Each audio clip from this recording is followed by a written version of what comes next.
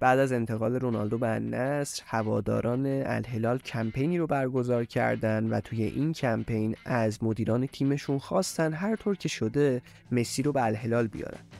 شاید این کمپین اون زمان مضحک به نظر می رسید، ولی با نزدیک شدن به آخرای فصل و تموم شدن قرارداد مسی با پاریس سن ژرمن، همچنین نشست‌های مختلفی که مدیران الهلال با ایجنت مسی داشته، این شایعه داره به واقعیت نزدیک میشه.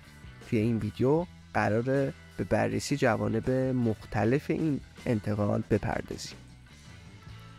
روزنامه مارکا مدعی شد که سران دولت عربستان خوشبین هستند که لیونل مسی راهی الهلال میشه. در شرایطی که هنوز وضعیت لیونل مسی برای فصل بعد نامشخصه، روزنامه مارکا مدعی شده که مدیران ورزشی و سیاسی عربستان به جذب فوق ستاره آرژانتینی امیدوارند و گذر زمان هم روز به روز این امیدها رو به حضور کاپیتان آرژانتین در خاورمیانه افزایش داده. در گزارش مارکا اومده تقویم رو به جلو پیش میره و خوشبینی هم افزایش پیدا میکنه.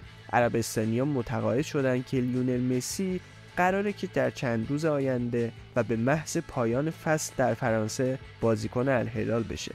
این پیشنهاد از هفته‌های اول ژانویه روی میز بوده و با توجه به پاسخ مثبت بازیکن آرژانتینی، امیدواری رهبران سیاسی و ورزشی این کشور عربی افزایش یافته. اونا هیچ تردیدی درباره حضور مسی در الهلال ندارن، همونطور که در مورد کریستیانو رونالدو و حضورش در النصر هیچ شکی نداشتن. دولت عربستان میخواست دوئل مسی رونالدو رو تکرار کنه و طبق اخباری که از ریاض منتشر شده این آرزو بسیار نزدیک به واقعیت به نظر میرسه. پیشنهادی که مسی دریافت میکنه بالاتر از پیشنهادیه که توسط فوق ستاره پرتغالی امضا شده و کمی بیشتر از 300 میلیون یوروه. حضور تعداد بیشتری از بازیکنان مرتبط با فوتبال اسپانیا در تیم‌های بزرگ عربی یکی از بزرگترین رقابت‌های نقل و انتقالات تابستونی رو به خودش اختصاص داده.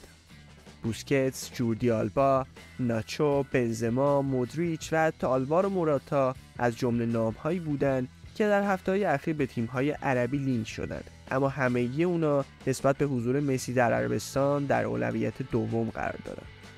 خوشبینی اعراب در تضاد با انتظار و وقفه‌ای که اطرافیان مسی میخوان در مورد آینده اون انجام بدن.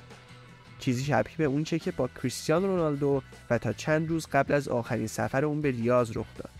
علاوه بر این، بارسلونا همچنان به عملیات بررسی و آنالیز صورت‌های مالی و اقتصادی برای دریافت تاییدیه لالیگا ادامه میده.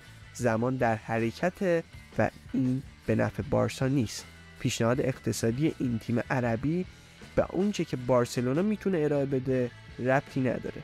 عامل احساسی برای بازگشت به لباس بلوگرانا سنگینی میکنه، اما اصرار دولت عربستان میتونه مسی رو متقاعد کنه که راهی تیم سعودی بشه. نظر شما در مورد این انتقال چیه؟